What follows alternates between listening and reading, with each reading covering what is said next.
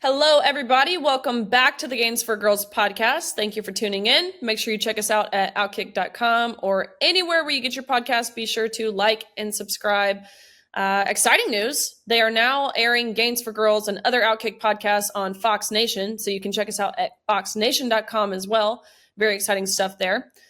It's been a big week. It continues to be a big week. This has felt like a century-long past few weeks, really. Whether it was President Trump getting shot, whether it's been Kamala Harris becoming the presumptive Democratic presidential nominee, avoiding any sort of press conference, interview, unscripted question for now almost 30 days.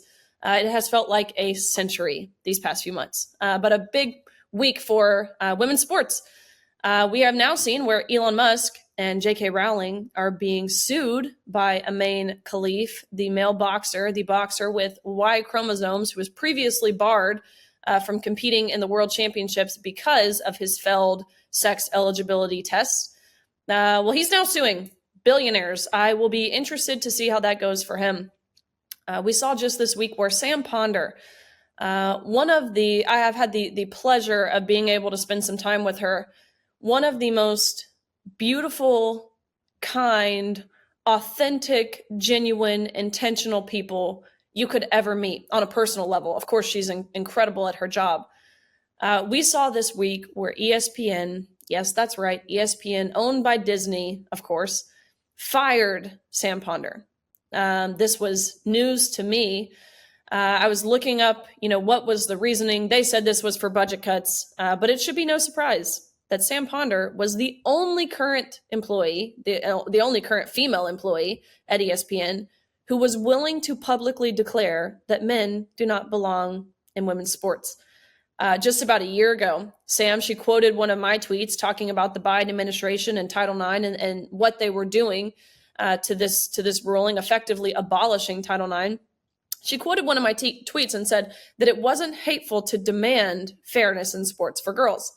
Then USA Today columnist Nancy Armour, she then attacked Ponder for her views. She claimed that her views reflected bigotry and they were a sham. Ponder, she's been the host of ESPN's NFL Countdown since 2017. She went on to then respond to this article by Nancy Armour, saying that biology is not bigotry, and even went on to say that loving people does not require the absence of boundaries. Absolutely. But now she has received the Sage Steele treatment, the David Pollack treatment, both guests who have been interviewed on the Gains for Girls podcast. And so I encourage you to go back and listen to those episodes. All of that to say, ESPN is a joke. We absolutely stand with Sam Ponder. Again, one of the most incredible women I've ever met. So it's ESPN's loss. No doubt she will land on her feet. She will be doing just fine for herself, but we absolutely stand with her. That brings us to today's guest. We've heard it many times since the seemingly quick, with little debate, embrace of the gender ideology movement. And that thing I'm talking about is the question of where are the feminists? This is a valid question. I initially wondered this question, but we will have that question answered for us today because we are talking to Kara Dansky. She is a self-proclaimed, she calls herself a progressive, a lifelong Democrat, and now she calls herself a TERF, which stands for Trans Exclusionary Radical Feminist. She is a public speaker, she is a writer, she is a consultant who is committed to protecting the rights, the privacy, the opportunities, the safety of women and girls on the basis of sex in law and throughout society. In November of 2021, she released a book. It is called The Abolition of Sex, How the Transgender Agenda Harms Women and Girls. And just this November, she released another book. It is called The Reckoning, How the Democratic Left, or How the Democrats and the Left Have Abandoned Women and Girls. Really great books. I encourage you to pick them up, read them, regardless of what your political views are. Very insightful.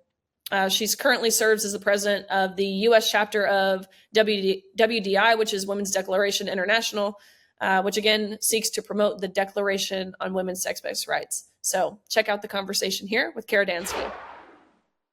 Well, Kara, thank you for joining the Gains for Girls podcast. I have had the pleasure of getting to know you over these past 2 years or so, which has just been the biggest honor of mine. And so I want you to take a little bit and tell us about yourself and when you became a feminist.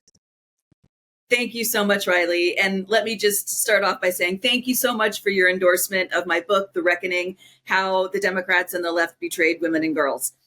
When did I become a feminist? So I have never really not been a feminist. I think I became a feminist as an early teenager.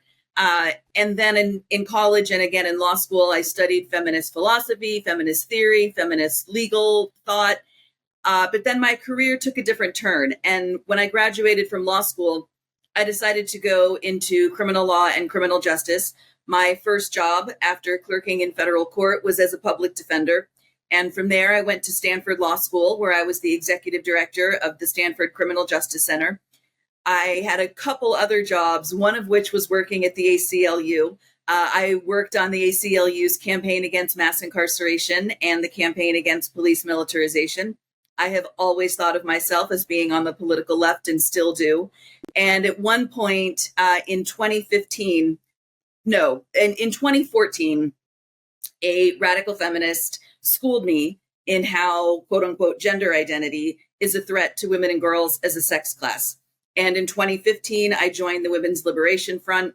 In 2016, I joined the board of Women's Liberation Front and stayed there until 2020. And in 2021, I started getting active in Women's Declaration International, a global organization of radical feminists that fights to protect women and girls as a sex class. And I served as the president from 2021 until just this past July. July 31st was my last day as president of the U.S. chapter of WDI.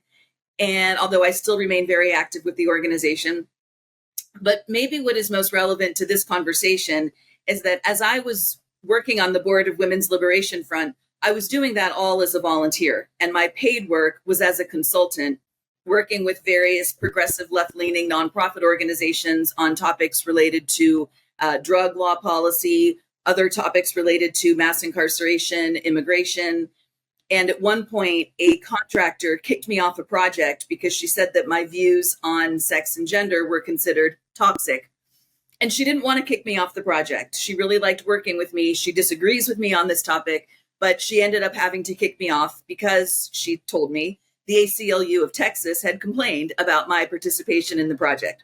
So eventually I got canceled from my almost 20-year career in the so-called progressive criminal justice reform movement. So now all I do is work to protect the sex-based rights of women and girls. Wow. So obviously, I mean, really, there's no one better to have this conversation with. You've seen, obviously, far longer than I have. I'm new to understanding the controversy that has seemingly consumed our country, really globally. But you've been seeing this for a long time. Even now, I saw recently where you wrote a letter, an open letter to Vice President Kamala Harris specifically. And so will you talk a little bit about this letter, what you included in this letter? Because again, I think it's something that people want to hear. Yeah, so it was maybe just over a week ago or so. I think about this topic all the time, and I don't know exactly what made me do it, but something inspired me to sit down at my computer and type out all about how I've met Vice President Kamala Harris. Although, to be clear, there's no reason she would remember meeting me. I've met her 3 times. All encounters were very brief. So I'm not trying to claim that we're friends or anything like that, but I have met her. And I thought, all right, look, I wrote the book, The Reckoning: How the Democrats and the Left Betrayed Women and Girls. And that was published in November. And that was 2 years after I published my first book, The Abolition of Sex: How the Transgender Agenda Harms Women and Girls. And November of 2023 was obviously also 1 year before the November presidential elections this year.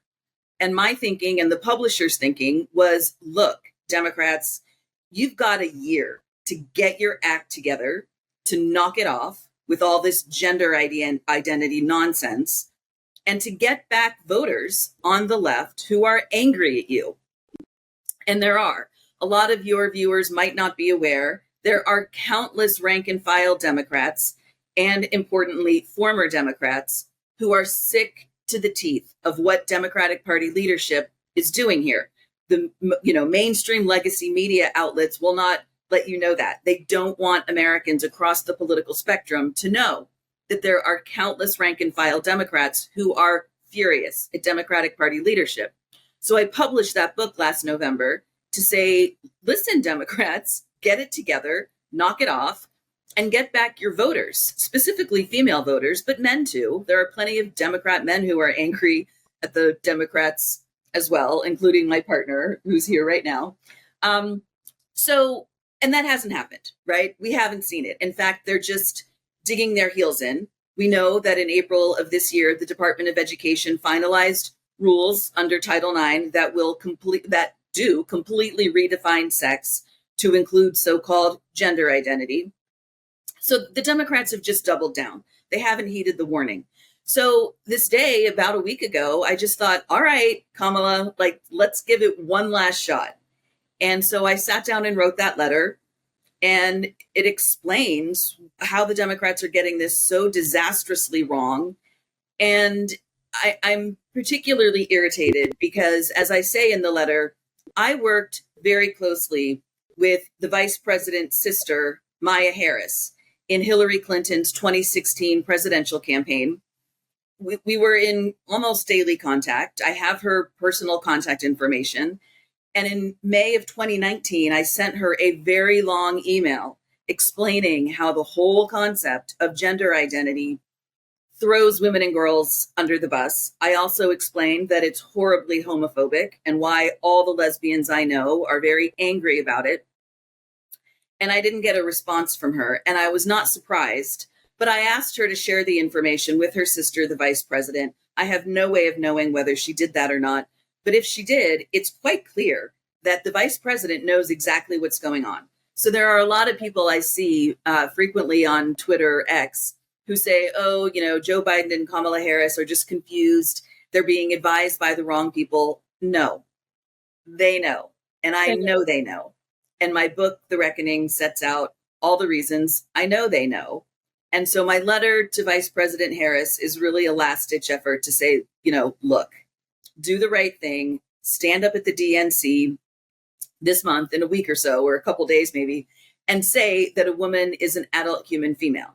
Now, do I think she's going to do that? No, I do not. I think there's approximately zero chance that she's going to do that. But I don't do things like write this open letter because I actually think she's going to listen. I do it because someone like Martina Navratilova might post it on X, and she did. I'm very happy to say that Martina posted it to her several 100,000 followers, which means there are a lot of eyes on it. And my hope is that this will encourage and inspire people to speak up already. It's okay. You can say out loud that a woman is an adult human female. So Absolutely. That was the reason I wrote the letter. Absolutely. I want to go back to one thing you briefly said. You mentioned the gender ideology movement is deeply homophobic. Is that something you can touch on? Because I think a lot of, everyday people might not, that's not necessarily where their brain goes immediately when thinking about this issue. They think about, of course, other important factors of it, right? Like the safeguarding of children or how parental rights are being infringed upon, or of course, women's rights. But will you elaborate a little bit on why the gender ideology movement is homophobic?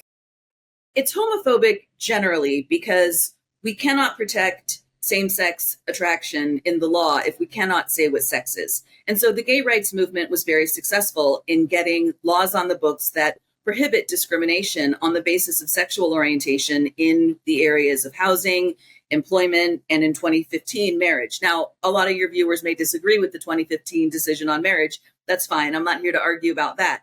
But regardless of how one thinks about same-sex marriage, regardless of whether you think it should be protected or not, in order to even have the concept, you have to understand what sex means.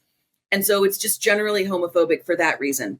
In particular, it is threatening to lesbians as a class of women because lesbians are now being told that that they need to date men, right? So a man who calls himself a lesbian will join a lesbian dating app and demand that lesbians include him in their dating profile. And lesbians don't want to do this. By definition, lesbians are women who are exclusively attracted to women, and they're not interested in men. And so from that perspective, it's no different from 1950s homophobia, where people were saying to lesbians, you just haven't found the right man yet, right? And that's what's happening again today. And finally, I would just say, you mentioned the topic of child safeguarding. It's particularly devastating to young people who are finding themselves being same-sex attracted, and they're being told that if they are attracted to members of the same sex, then they must be the opposite sex. And a lot of these kids are going on puberty blockers and opposite sex hormones, sometimes having surgeries done, when really they're just young gay people. And so a lot of people say that trans is effectively transing the gay away. That's actually a phrase that people talk about. Yeah, wow. Yeah, I think it's important insight. And again, I don't imagine a lot of people think about it like that. So thank you. You mentioned you sent an email a while ago to the vice president's sister, didn't get a response. I imagine you haven't yet received a response from VP Harris. No, and I don't expect to. But I will also just say, in May of 2019, when I sent that email to the vice president's sister, Maya, I did not know that in 2017, Maya had joined the board of an organization called the Arcus Foundation. For anyone who doesn't know, the Arcus Foundation was founded by a man named John Stryker.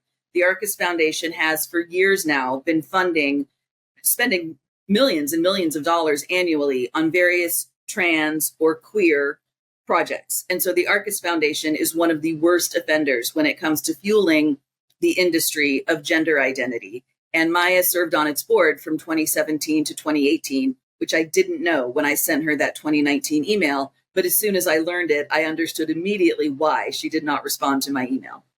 Of course. I mean, that makes sense. But do you feel like this is common? I mean, yourself, other traditional feminists, do you feel as if you've kind of been shut out of the conversation entirely, whether it's from the Democratic Party, whether it's from groups like the International Olympic Committee, other corporate groups, what have you? Do you feel like your voices have been just entirely ignored? For the most part, yes. And, I will say that for the entire time that I've been talking about this, conservative media will platform me. And I'm very grateful for that because, it's really important. This should not be a partisan issue. And so I'm very grateful for the conservative outlets that will give me a platform. I've published in the Federalist. My open letter to Kamala Harris was published in the Washington Examiner, which is generally considered to be a right-leaning outlet. I've had several interviews recently in local conservative media. So I'm very grateful for that. But media outlets like the New York Times, the Washington Post, MSNBC, they will not platform feminists who are on the political left who will speak out against so-called gender identity because they don't want Americans across the political spectrum to know that we're out here. Right. What's your response when people say, I hear it all the time, when people say, where are the feminists? I mean, as a feminist yourself, I imagine this has to be a bit infuriating. You've been fighting the fight for decades now, at least over one decade. It's got to be relatively angering when you hear this question, but do you kind of understand where people are coming from? So what's your response when you hear that? So there's a woman on Twitter who gave herself the Twitter handle, The Feminists, with a little trademark symbol. So when someone says, where are the feminists? She can just reply and be like, here we are. So my response to that is, first, I do understand it because organizations like the National Organization for Women, Planned Parenthood, the Women's March, the National Center for Lesbian Rights, the National Center for Women's Rights have all completely sold out women and girls, completely. They are completely captured by the idea that some men are women. The National Organization for Women, of course, having been set up by Gloria Steinem for women, presumably, and they've all completely sold us out. And so if that's all you see, that's all you know. And so the question, where are the feminists, is a completely reasonable one. However, yes, it is extremely annoying for those of us who have actually been standing up for women and girls as a sex class.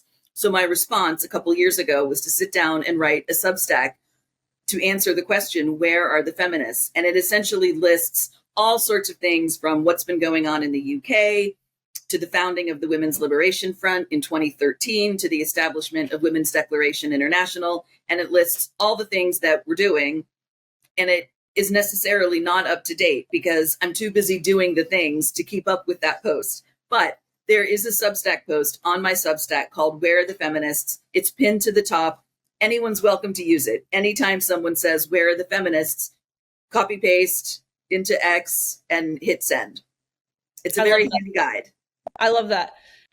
You mentioned some of the things that you're doing. I've been, of course, we were on this bus tour for the entire month of June, essentially, traveling around the country, coast to coast, border to border. It was the Take Back Title IX bus tour, really just spreading awareness of what is going on, the new Title IX rule that went into effect just earlier this month. And so I got to see you for that month. Haven't seen you the month of July, which is heartbreaking. But you mentioned some of the stuff that you're doing. Fill us in on what you yourself, what WDI, what you guys are doing. So I guess I can start with the legal front. WDI USA has since 2020 filed, I want to say around 8 or so briefs before the United States federal judiciary. The first one we filed was in a case called Hecox versus Little, which is coming out of the state of Idaho, where Idaho has a law on the books protecting women-only sports. Shout out to Barbara Ehart, my friend and primary author of that bill. It was signed into law by the governor in March of 2020. Within 2 weeks, the ACLU had filed suit challenging the law, representing a male athlete who wanted to be able to compete in the women's track team at his college. This case has been mired in litigation ever since. And just recently, the Ninth Circuit Court of Appeals ruled in favor of the male athlete, and the state has asked the Supreme Court to take up the case.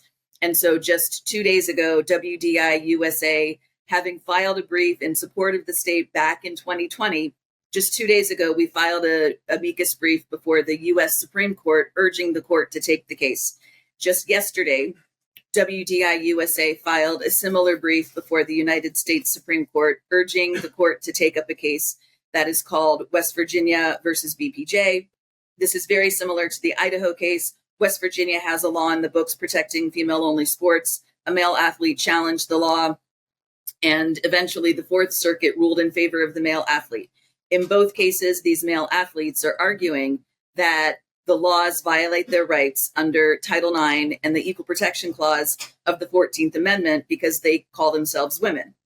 And of course, we disagree with that. So we very much hope the U.S. Supreme Court takes up one or both of these cases. In the meantime, WDI USA has filed filed briefs in cases to protect female-only sorority, a female-only spa, and several other cases where we are fighting for women and girls as a sex class under the law. And I can tell a brief anecdote about the spa case if you'd like. You've heard me tell it before. Please. So the spa case came out of the state of Washington, where there is a women-only spa outside Seattle. I have been to this spa. When I lived in Seattle, my friends and I went a couple times. I promise you at that time, it was just a bunch of naked women walking around. Nudity is expected in the spa. This is a traditional Korean-style nude spa for women only.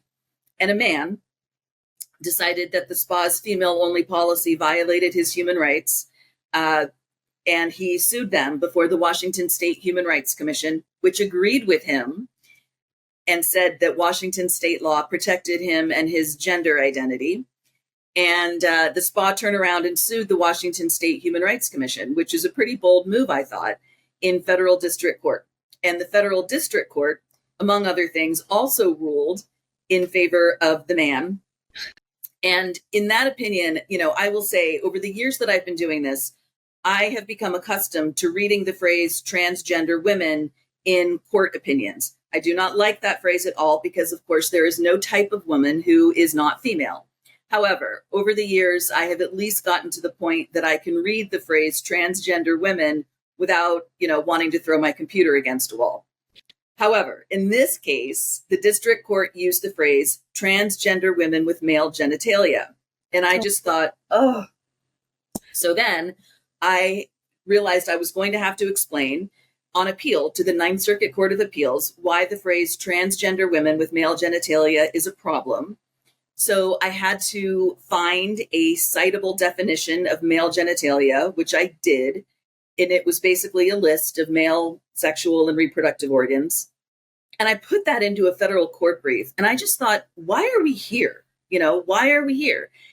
And I ended up saying in that brief, it is truly a testament to where we are as a society today that it must be said in the context of federal civil rights litigation that women don't have penises. I mean, I literally had to type that into a federal court brief. And if you had told me when I graduated law school that I would one day be using my law degree to explain to the United States federal judiciary that women don't have penises, I would not have believed you. You and every other sane person. This is never a place, I would imagine, where we saw ourselves going, even as short as you saw it, being kind of immersed in the space. But even 5, 6, 7 years ago, your everyday person would have never imagined that we would reach a point where even the verbiage of her genitalia, her male genitalia, her penis, has to be verbally expressed. And then you're reprimanded if you don't say that. And so you ask the question of why, why are we here? Why has the Democratic Party abandoned women and girls, and in the process abandoned biological reality and objective truth? So there was this movement in academia called postmodernism starting in the 1960s that basically said, nothing is real and all truth is subjective. That's the gist. And out of that grew so-called queer theory, which says that sex isn't real. And so one of the things I talk about in both of my books is that if a bunch of wacky academics in the ivory tower had tried to sell the American people on the idea that somehow sex isn't real or that nobody knows how babies are made, they would have been laughed out of the room. Nobody would take any of that seriously because it's absurd. So they invented the word transgender. The word transgender is a much nicer word than, nobody knows how babies are made, right? And so they sold it as a civil rights movement. That was all going along apace at the same time that a massive industry was growing. And so, I want people to understand names like John Stryker, who I mentioned, of the Arcus Foundation, names like Tim Gill of the Gill Foundation. Tim Gill has been called a mega donor of the Democratic Party by Rolling Stone magazine. The Gill Foundation does nothing but fund so-called trans and queer projects. It's based in Colorado, and it has totally queered, so to speak, the Colorado Democratic Party. And the Gill Foundation funded the 2023 Pride celebration at the White House. And the only reason I know this, nobody would ever know this, but I do crazy things like read the statements of President Biden and First Lady Jill Biden that they made during the 2023 Pride celebration. Some folks may remember that 2023 Pride was when a man named Rosa Montoya flashed his fake breasts into a video that then went viral. Though I should say the White House, to its credit, then banned him from the White House property. So we need to say that. That's a good thing. But if you read the statements of President Biden and First Lady Biden, they both thank Tim Gill and the Gill Foundation for their sponsorship of the event. Mm-hmm. And so, there's a tremendous amount of money behind all of this. I also want people to know the name of Martine Rothblatt. Martine Rothblatt is a man who calls himself a woman, who has been featured in New York Magazine and on NBC. He's a multimillionaire. He has a company called Terasem. It's TERASEM, which promotes the idea that human beings can exist without human bodies. He promotes this idea and he funds this idea of what he calls mindware, where his aim in life is to make us all superhuman, non-human humans, if you will. He once made a robot of his wife, Bina. So, some of this sounds conspiratorial. I understand it sounds a little bit like tinfoil hat thinking, but the thing is, it's very real. And these people aren't hiding. They're right out there in the open. They're right out there saying, Martine Rothblatt has a book published called From Transgender to Transhuman. And if he were just some weirdo in his basement, typing out wacky theories, I wouldn't be too worried about it. But he's a multimillionaire and he's pushing this hard. And you're right. If you can be transgender or transsexual for that matter, what's stopping? It sounds so outlandish to say transhuman or to think of the idea of being trans age or any other objective truth to be able to alter that. It sounds comical. It sounds like a South Park episode or something. But again, that's where we're headed if we are willing to deny that sex is not real. And so I wanted to ask you really quick, too, something I'm curious about. What are most of you, again, traditional feminists, lifelong Democrats, progressives, or honestly better known as TERFs, what will you guys do at the ballot box in November? Obviously, we've established that there's not a candidate that aligns 100% with your views naturally, and there never will be. So will you vote? Will you just not vote at all? This is something that, if you feel comfortable answering, this is something I'm curious about. Yeah. I wanted to go back just for a second and urge people to read the 11th Hour blog if you want to know more about the why is this happening. The founder and author at 11th Hour blog is a woman named Jennifer Billick, who has traced the money. She's all over it. So people really ought to read that blog if you want to know more about the why. I'm not trying to evade your question. What's going to happen in November? So I don't know. At this moment in time, I do not know how, if at all, I will vote in November. I'm going to wait until November 4th to make that decision. But I can tell you that of the people I talk to, as you say, traditional feminists on the left, as well as men on the left, I would say that we're pretty much equally divided between voting for Kamala anyway, even though we're angry about this issue because of the Democrat stance on abortion, frankly. There are a lot of TERFs who will vote Democrat to protect abortion rights. A lot of people are sick enough of the Democrats that they either won't vote or they'll vote for RFK. And an equal number of TERFs are so sick of the Democrats that they've left the Democratic Party, or they haven't, but they'll just vote for Trump because they're so angry about this. And I will say, I'm not judging anyone for their vote. This is very hard for people on my side of the political aisle who are fed up with gender. So I'm not judging anyone's decision. This is an impossible decision of what to do. And as I said, I don't know what I'm going to do. But I do think that TERFs are pretty much equally divided. Vote for Kamala anyway, sit it out, or vote for RFK, or screw it, I'm voting for Trump. That's what a lot of people say. Interesting. Yeah, makes sense. You've mentioned your book several times, The Reckoning, How the Democrats and the Left Betrayed Women and Girls. I've read it. It's incredible. I was fortunate enough to be able to endorse your book. It really, really is so eye-opening, even if you're not a Democrat. Even if you just want more insight on the issue, how to better have the conversation, to try and understand the thought process of those on the other side. This book is incredible. And so, Kara, where can we get it? Tell us a little bit about it. Thank you so much. It was published in November 2023.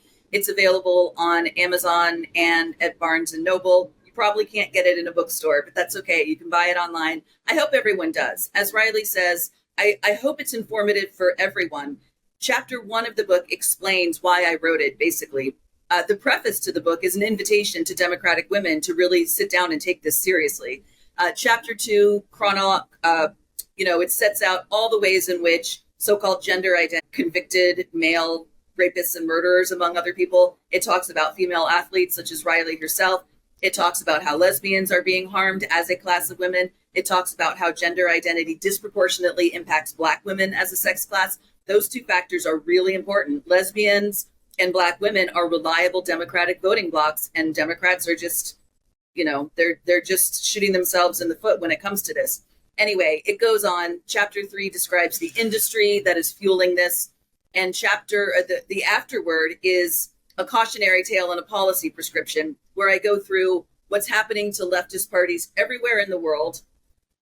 And I tell the Democrats what to do. If they want to get voters back, I give them a policy prescription. I tell them exactly what they need to do if they want our vote. Amazing. Well, I hope they read it. It's incredible, eye-opening, and would give a lot of insight to, again, a large demographic of not even just women, of people, human beings who understand what's happening, the harm of it, the severity of it, the trajectory of where we're going if we don't listen to people like yourself, Kara. And so I couldn't be more grateful for you. Keep up all of the good work, all of the amazing things you're doing. We'll be following the SCOTUS cases very closely. And so thank you for filing those briefs. We appreciate you. Thank you so much, Riley. Thank you guys for listening to the Gains for Girls podcast. Hopefully you now feel equipped to answer the question of where are the feminists? Again, a very valid question.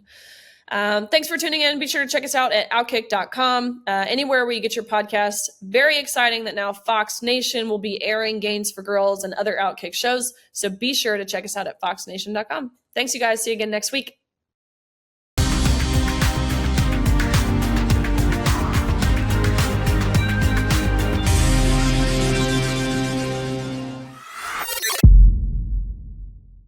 Hey everybody, thank you so much for watching. The fight to save women's sports and restore common sense is far from over, and I continue the conversation every week. So make sure to catch more content over here and subscribe to OutKick so you don't miss a thing.